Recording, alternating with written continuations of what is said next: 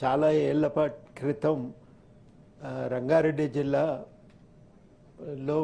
శంకరపల్లి మండలం మామిడిపూడి వెంకటరంగయ్య ఫౌండేషన్ ఆధ్వర్యంలో మేము ఇల్లు తిరిగి సర్వే చేసినాం. స్కూల్కి పోతున్నారా, పోతే ఎందుకు పోతున్నారు, ఎందుకు చదువుకుంటున్నారే. అస్సలే చదువు రాదు. ఒక మహిళ ఇంట్లో ఉంది. మేము అన్నీ అడుగుతున్నాం ఆమెనే, ఏం చదువు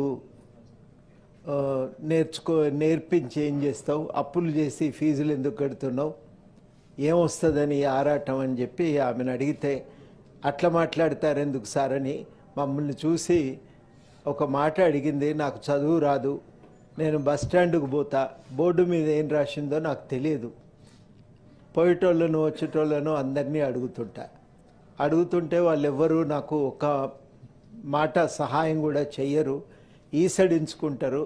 అవమానం అనిపిస్తుంది అవన్నీ చూస్తే.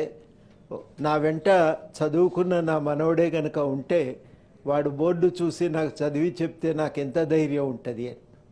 అంతటితో ఆగకుండా ఆమె ఒక మాట చెప్పింది. 2 కళ్ళతో చూడని ప్రపంచాన్ని చూపే 3వ కన్ను చదువు సార్.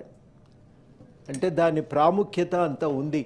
మనం ఎన్నైనా తిట్టుకోవచ్చు, ఎంతైనా ఆవేదన పడవచ్చు, కానీ అంత ప్రాముఖ్యత ఉంది కాబట్టి తినకనైనా తల్లిదండ్రులు పిల్లల్ని చదివించే ప్రయత్నం చేస్తున్నారు. ఆత్మగౌరవంతో బతకగలుగుతాడు, ప్రపంచాన్ని అర్థం చేసుకోగలుగుతాడు, తన కాళ్ళ మీద తాను నిలబడగలుగుతాడు అనేది ఒక తాపత్రయం.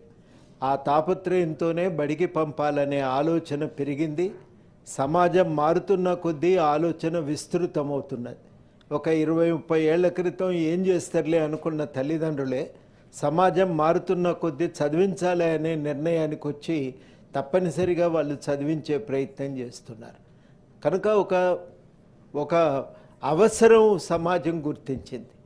ఆ సమాజం గుర్తించినప్పుడు దానికి తగ్గట్టుగా చదువు చెప్పవలసిన బాధ్యత ఇలా మనందరి మీద, ప్రభుత్వం మీద కూడా ఉన్నది.